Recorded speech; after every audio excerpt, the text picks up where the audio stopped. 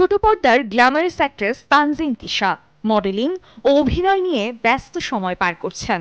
তবে এসবের মাঝেই সোশ্যাল মিডিয়ায় ভাইরাল হয় এই ছবিটি, যাতে দেখা যাচ্ছে অভিনেত্রীর সুন্দর মুখশ্রী আগুনে পুড়ে গেছে।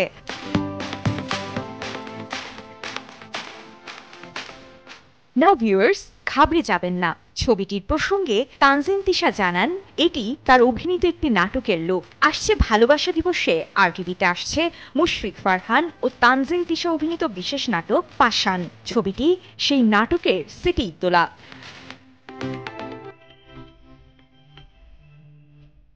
ভালোবাসা এবং আবেগে পরিপূর্ণ গল্প নিয়ে পাষাণ নাটকটি পরিচালনা করেছেন মেহেদী হাসান হৃদয়। নাটকের গল্পে দেখা যাবে ফারহান তিশার অভাবের সংসার।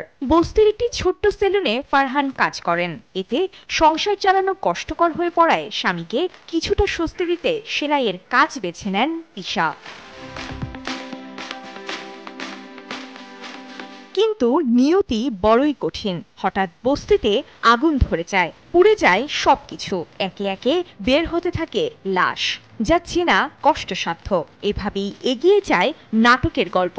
নাটকটিতে অভিনয় করার প্রসঙ্গে ফারহান বলেন, এই কাজটাতে আসলে সবার আমার পুরো এন্টায়ার টিম অনেক কষ্ট করছেন। সিনেমাটোগ্রাফার বিকাশ সাহা, ডিরেক্টর মেহেদী হাসান হৃদয়, প্লাস এন্টায়ার টিম, যাদের নাম হয়তো এখন সবার একসাথে বলা সম্ভব না।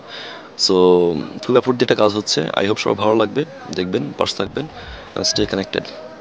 অভিনেত্রী তিশা জানালেন, দর্শককে ভালো কিছু উপহার দেওয়ার ইচ্ছে থেকেই পাষাণ নাটকটিতে কাজ করা। পুরা সিনটা দেখলে বা পুরা বিহাইন্ড দ্য সিনস সব ফুটেজ দেখলে বুঝতে পারবে আমরা একটা বস্তিতে শুটিং করছি, যেটা টোটালি সেট করা। বাট ক্যারেক্টারটা নিয়ে এখন বলতে চাচ্ছি না, ইটস আ সারপ্রাইজ।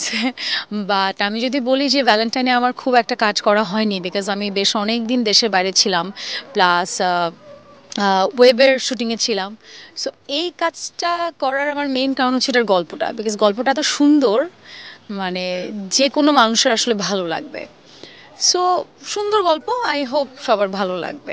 তবে শেষমেশ ফারহান আর তিশা কি আগুনের প্রকোপ থেকে বেঁচে ফিরতে পারবে? আদৌ কি তাদের ভালোবাসা পূর্ণতা পাবে? জানতে হলে চোখ রাখুন ভালোবাসা দিবসে, শুধুমাত্র আরটিভির পর্দায়।